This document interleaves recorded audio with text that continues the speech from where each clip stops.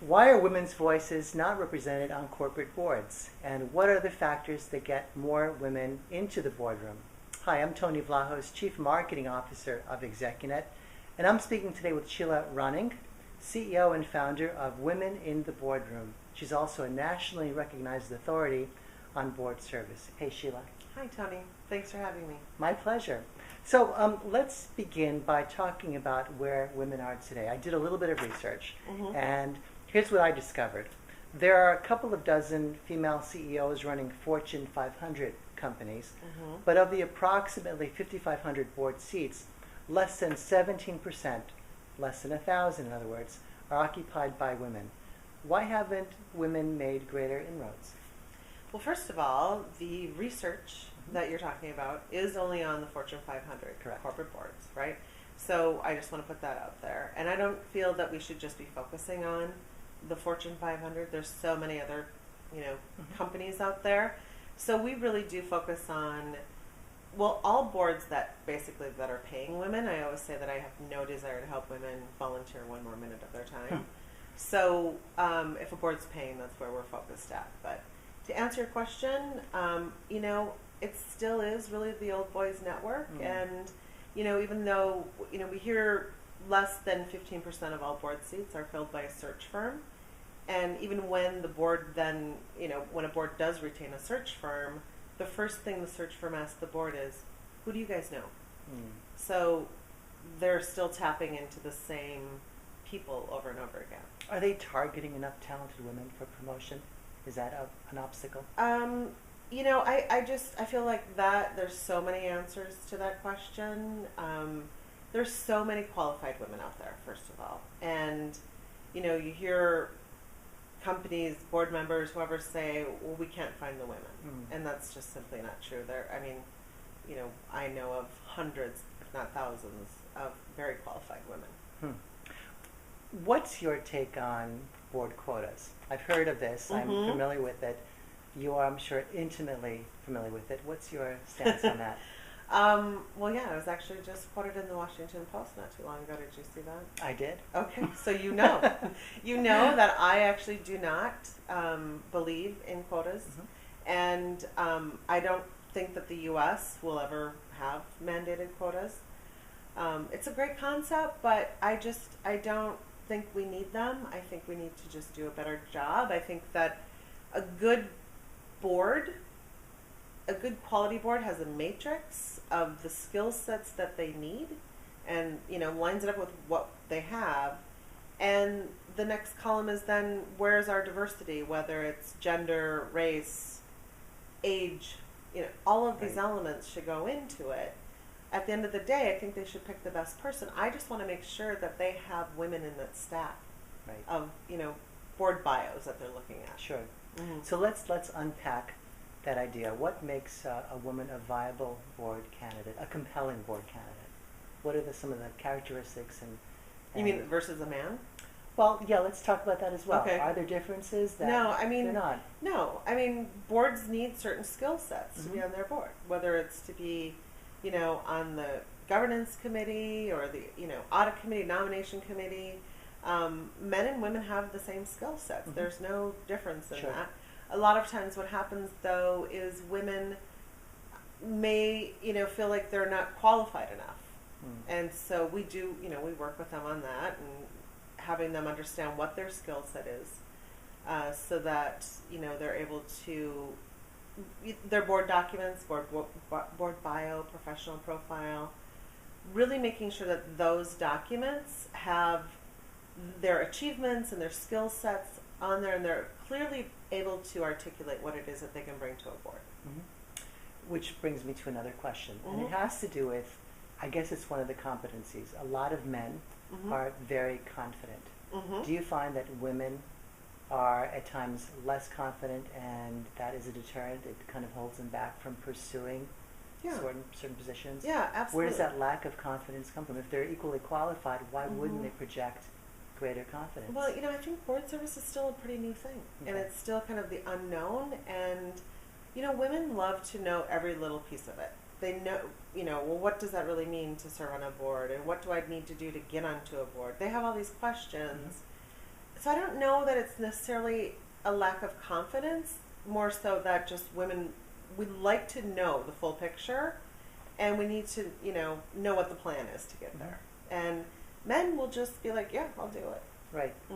So when women conduct some kind of due diligence around boards, what should they be thinking about? What should their research include? You mean before going on to a board? Yeah, before pursuing a position. Okay, well, so they definitely should know what their skill set is, right? And then they should know what size of company that they're actually qualified for. I mean, listen, there's so few people, men or women, that are qualified to serve on those Fortune 500 boards. So people really need to know, and this is, men or women, they really need to know what size company makes sense for, what is their experience. If they've only been, in a mid-sized company, then they're probably not going to get onto a Fortune 500 board. Right. So they definitely should know the industries that they would be good to serve, and of course, so many different industries, the skill sets are transferable.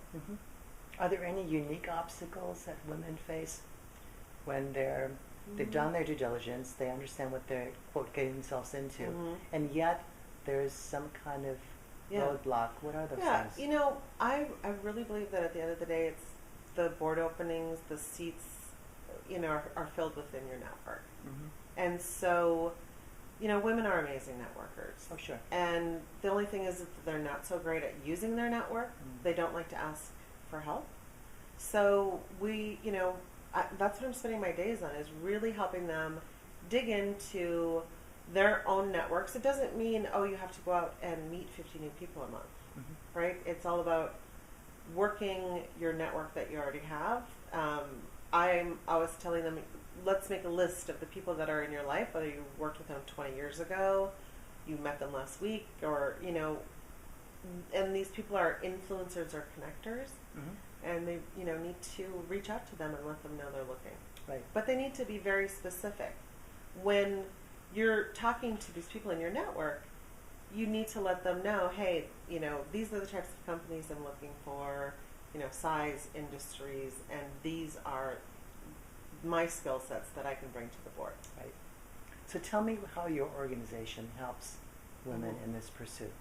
How do you take someone and say, okay, let's understand where you want to go and get you there? Yeah. Give methodology. Well, we have a great process, and it's a proven process. We know it works. I've been doing this for 13 years now, so long time.